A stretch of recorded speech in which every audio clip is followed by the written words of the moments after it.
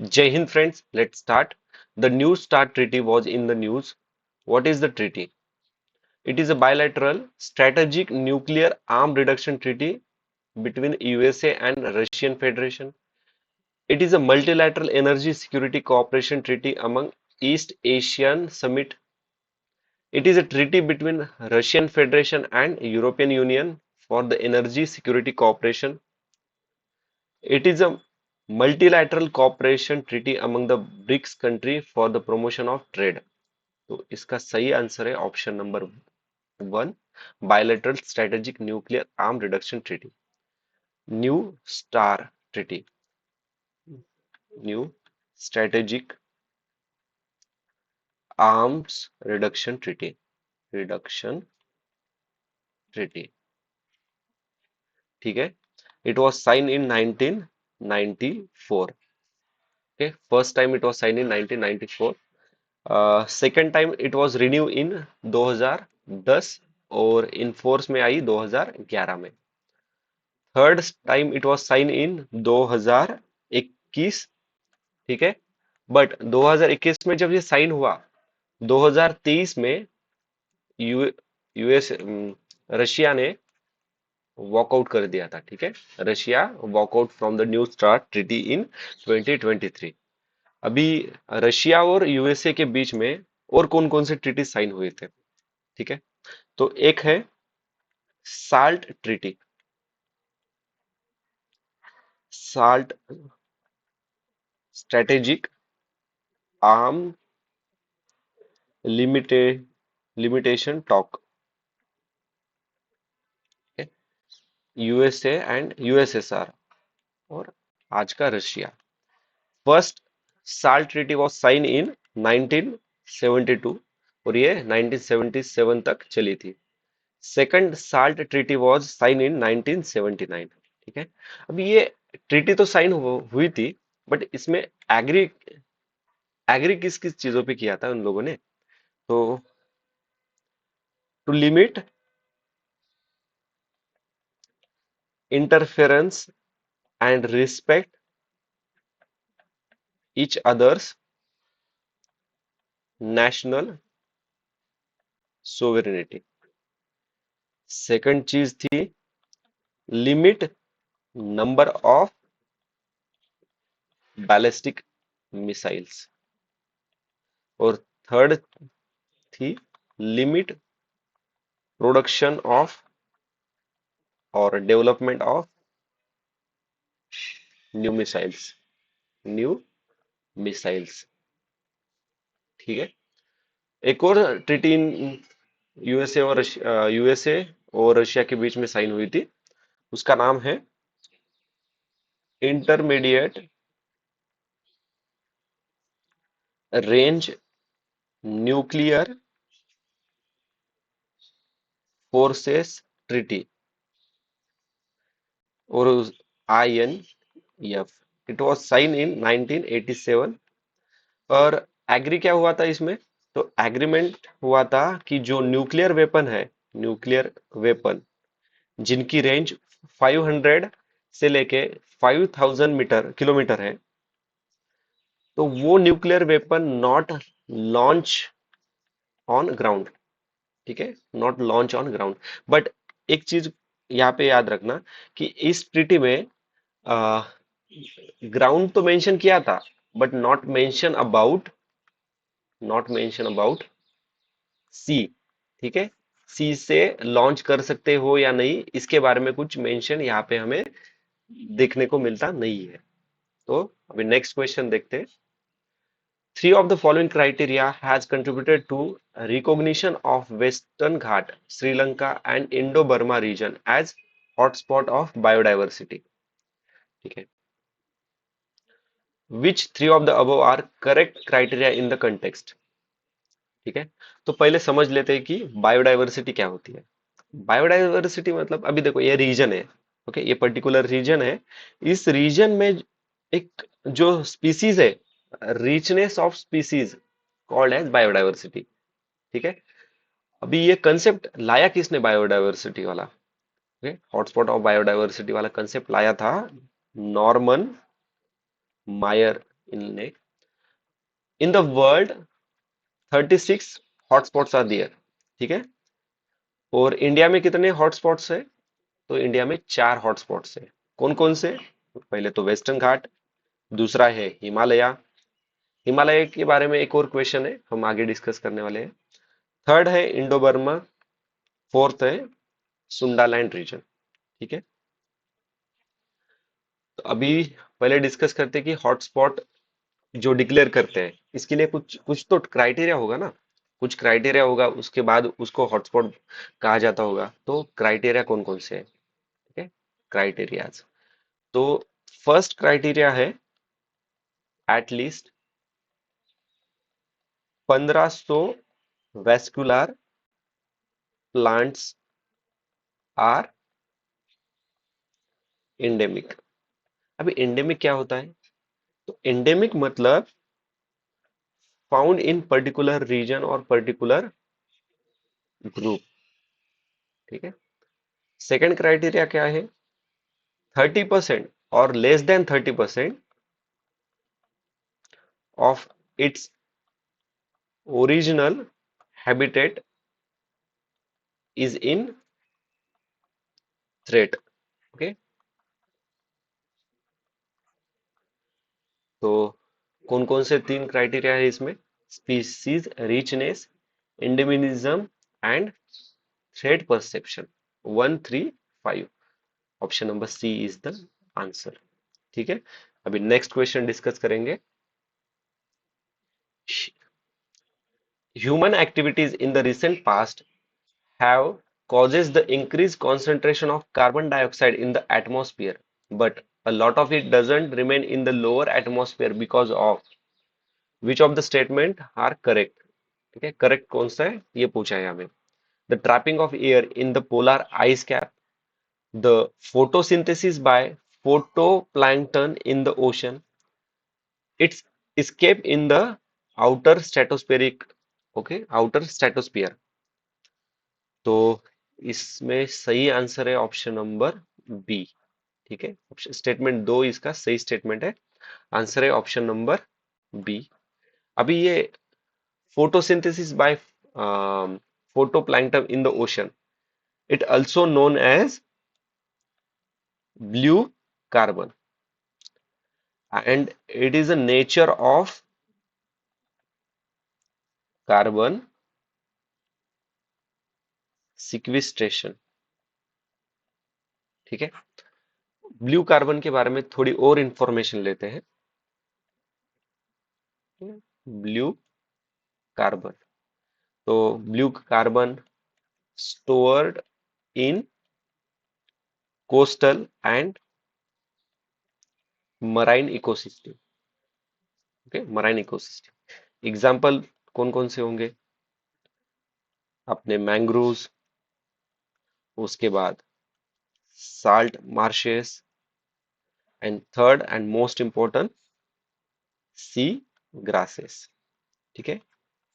अभी carbon sequestration क्या है इसके बारे में भी थोड़ा डिस्कस करते हैं, ठीक है। Carbon sequestration is a process, process किसकी? कैप्चरिंग एंड स्टोरिंग, क्या स्टोर करने वाला है? कार्बन डाइऑक्साइड फ्रॉम कहा से? एटमॉस्फियर से, एटमॉस्फियर, ठीक है दोस्तों। अभी नेक्स्ट क्वेश्चन देखते हैं। In the context of ecosystem productivity, marine upwelling zone are important as they increases the marine productivity by bringing the which of the above statement are correct? Correct statement कौन सा है? Bottom dwelling organ organisms to the surface, ठीक है। नीचे वाले जो organs है वो ऊपर आते हैं, ऐसे बोलते हैं ये। Nutrients to the surface, decomposer, micro organism in the surface. तो देखो इसका सही आंसर है option number, statement number 2, option number B, okay, nutrients to the surface, okay. Next question.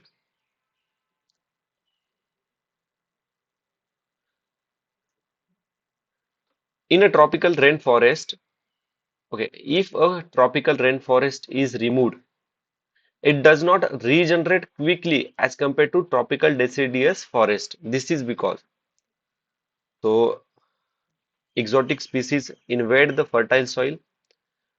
Rainforest species are slowed growth. Propagules of the trees in the rainforest has the poor visibility. The soil of the rainforest is deficient in nutrients. तो इसका सही answer है option number A. अभी दोस्तों क्या होता है, अभी ये ट्रॉपिकल रेन फॉरेस्ट जो होते हैं ना, इतने बड़े बड़े ट्रीज इन यहाँ पे होते हैं कि जो सनलाइट है, ओके, जो ट्रीज की कैनोपी है ना, उनके बीच में सनलाइट, जो अर्थ है, जो जमीन है, वहां पे प्रॉपरली पहुंच ही नहीं सकती। ठीक है। और ट्रॉपिकल रेन फॉरेस्ट मतलब 200 सेंटीमीटर से ज्यादा रेनफॉल होता है। यहाँ पे हाई बायोडाइवर्सिटी होती है। ठीक है। एक और चीज याद रखना, tropical rain forest cover 6% of earth, 6% of earth. अभी ट्रॉपिकल डेसिडियस फॉरेस्ट क्या रहते हैं, यहाँ पे 70 सेंटीमीटर से लेके 200 सेंटीमीटर तक बारिश होती है। यहाँ पे कैसे होता है कि ट्रॉपिकल डेसिडियस फॉरेस्ट में एक पर्टिकुलर सीजन में काफी बारिश होती है, उसके बाद यहाँ पे ड्राइनेस आ जाता है। ठीक है। ड्राइनेस आ जाता है। तो ट्रॉपिकल रेन फॉरेस्ट में जो ट्रीज है ना, उनके लीव्स कभी झड़ते नहीं है। Okay. Whereas tropical deciduous forest के जो पत्ते हैं वो झड़ जाते हैं। ट्रॉपिकल डेसिडियस फॉरेस्ट के दो टाइप है, मेनली दो टाइप है, एक मॉइस्ट और एक ड्राई। अगर पूछा इंडिया में सबसे ज्यादा कौन से प्रकार के फॉरेस्ट मिलते हैं, तो ट्रॉपिकल डेसिडियस फॉरेस्ट। ठीक है। और सबसे ज्यादा मध्य प्रदेश में, एरिया एरिया वाइज बोल रहा हूँ मैं। ठीक है। आगे क्वेश्चन है एरिया वाइज कहाँ पे ज्यादा है, परसेंटेज वाइज कहाँ पे ज्यादा है, वहां पे डिस्कस करने ही वाले हैं अपन। ठीक है। और अभी next question, the Himalayan ranges is very rich in species diversity. Which one among the following is the most appropriate reason for this phenomena? It has less human interference. Exotic and invasive species has not been introduced in this region. It is a confluence of different biogeographical zone. It has high rainfall that support luxurious और luxuriant vegetation growth। अभी मुझे बताओ, जम्मू कश्मीर से लेके north east तक Himalayan ranges फैले हुए हैं। ठीक है। अभी इतने बड़े एरिया में क्या बोलते हैं, लेस ह्यूमन इंटरफेरेंस। नहीं दोस्तों, इतने बड़े एरिया में ह्यूमन इंटरफेरेंस तो होगा ही ना, तो डी तो गलत है। एग्जोटिक एंड इन्वेजिव स्पीसीज, पहले तो समझ लो एग्जोटिक और इन्वेजिव स्पीसीज जो है, दो species which are not native. Okay. जो नेटिव स्पीसीज नहीं है, exotic and invasive species are not native species, उसे बाहर से इंट्रोड्यूस किया जाता है। ओके। एक तो जानबूझ के इंट्रोड्यूस किया जाता है, या फिर वो ड्यू टू सम रीजन वो इंट्रोड्यूस हो जाता है वहां पे, और उसकी ग्रोथ बढ़ जाती है। तो वो क्या बोलते हैं कि not been introduce in this region. अभी इतने बड़े रीजन में अगर छोटी, तो इतने छोटे जगह पे भी इंट्रोड्यूस हुआ, तो स्टेटमेंट तो सी तो गलत है। ठीक है। अभी ये जो हिमालयन रेंजेस है, it is a confluence of trans Himalayan zone, उसके बाद हिमालयन जोन, और north east zone. Himalaya is a biodiversity hotspot also. ठीक है। हिमालय में हमें ट्रॉपिकल, उसके बाद टेम्परेट, टुंड्रा, उसके बाद अल्पाइन फॉरेस्ट देखने को मिलते हैं। ठीक है। तो इसका सही आंसर है ऑप्शन नंबर बी। ठीक है। Next question, with reference to India consider the following central act: import export control act, mining mineral development act, custom act, Indian Forest Act 1927. Which of the above act have relevant to bearing on biodiversity conservation in the country?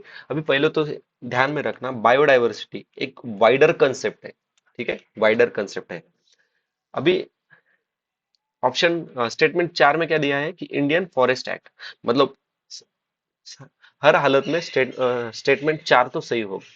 Statement 4 सही है मतलब option A गया, B गया, 4 यहाँ पे है, यहाँ पे है, 2 3 4 1 2 3, मतलब 2 3 4 तो हर हालत में सही होंगे, 2 और 3 तो हर हालत में सही है।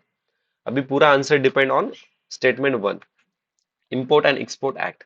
अभी हम जेनेटिक इंजीनियरिंग का कंसेप्ट हमें पता है, ठीक है, बीटी ब्रिंजल्स वगैरह, इस पे एक क्वेश्चन भी है, हम आगे डिस्कस करेंगे।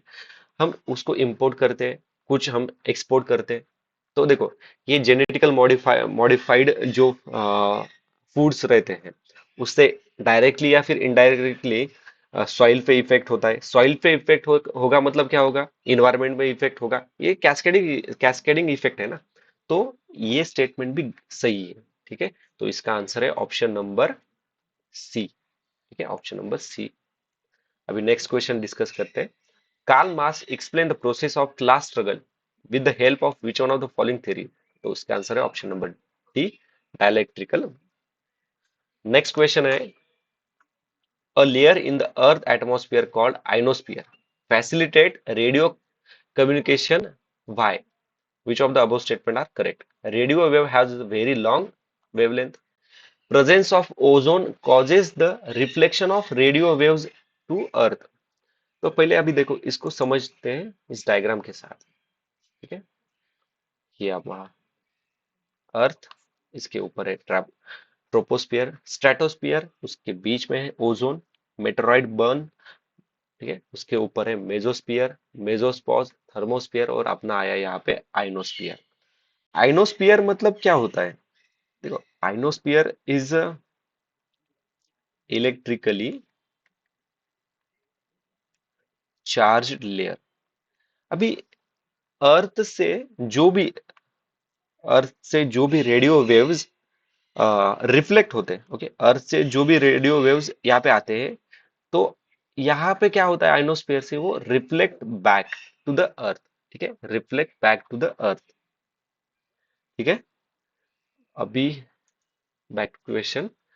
तो presence of ozone causes the reflection of radio waves to earth. तो एक्चुअली ओजोन इसमें हेल्प नहीं करता, ये स्ट्रेटोस्फेयर हिल्स को हेल्प करता है reflection back to the earth, ठीक है। रिफ्लेक्शन स्ट्रेटोस्फेयर से क्या होता है, reflection back to the earth. मतलब देखो, आइनोस्फेयर यहाँ से भी तो रिफ्लेक्ट होते ही, यहाँ से भी होते हैं, ठीक है।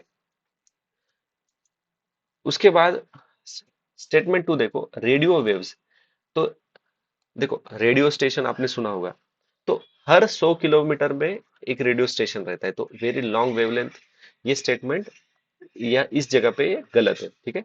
हाँ, radio waves are type of electromagnetic radiation, ठीक है। It is a type of electromagnetic radiation. अभी नेक्स्ट क्वेश्चन डिस्कस करते हैं।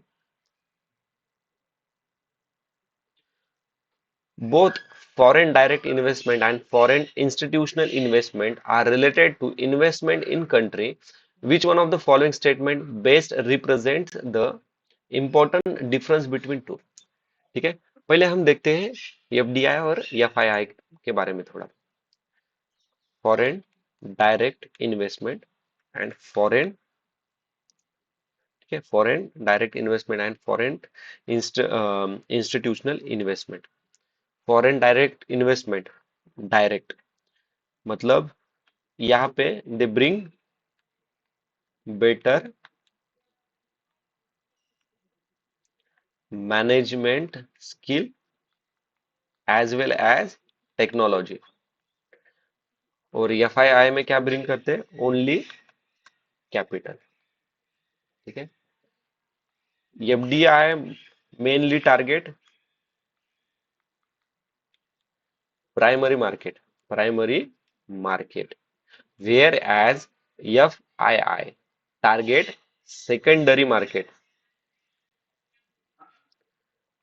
FDI is more stable, whereas FII not stable. ठीक है, not stable, not more stable. अभी क्वेश्चन को देखते हैं, आखिरी से पढ़ेंगे। FII is considered to be more stable than FDI। अभी हमने क्या पढ़ा? FII not stable, FDI more stable। तो ये गलत है, ठीक है। FDI flow only into secondary, अभी क्या डिस्कस किया था? FDI फ्लो इनटू प्राइमरी, और FII target secondary. FII help bring better management, नहीं, FDI bring better management skill and technology.